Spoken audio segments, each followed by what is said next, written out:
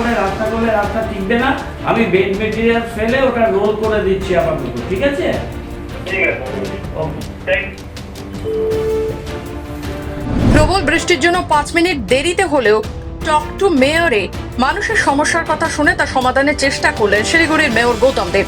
মূলত এদিন অবৈধ নির্মাণ নিয়ে যে ভূমিকা নিয়েছে পৌরসভা, এই বিষয়ের ওপরই মানুষের প্রশ্নের সদুত্তর দিলেন তিনি। এও জানালেন শহরে কোনো বেআইনি নির্মাণ বা ফুটপাত দখল বরদাস্ত নয়। তিনি আরও জানান রাজ্য সরকার হকারদের সরকারি জায়গা আজকে হকারি কোনোভাবেই মেনে নেওয়া হবে না। এই ফুটপাতগুলো এইভাবে বেআইনিভাবে দখল করা, আর কিছু বড় বড় দোকানদার তারাও কিন্তু ডালা বসাচ্ছে, আর কিছু লোক ডালা বসিয়ে টাকা তুলছে। এটা করতে দেওয়া যাবে না।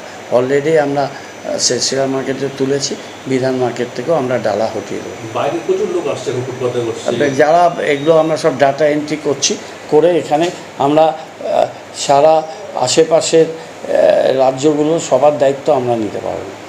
পাশাপাশি তিনি জানান শহর শিলিগুড়িতে যেভাবে হকারের সংখ্যা বাড়ছে তাতে নানান সমস্যার সৃষ্টি হচ্ছে। ফলে যত্রতত্র যেখানে সেখানে হকারেরা বসার ওপর এবার নজরদারি চালাবে শিলিগুড়ি পুরসভা। দেখা হবে তাদের সঠিক পরিচয়পত্র ও তথ্য। বহির্রাজ্যের কোনো হকারকে কোনোভাবেই প্রশ্রয় দেওয়া হবে না শহর শিলিগুড়িতে।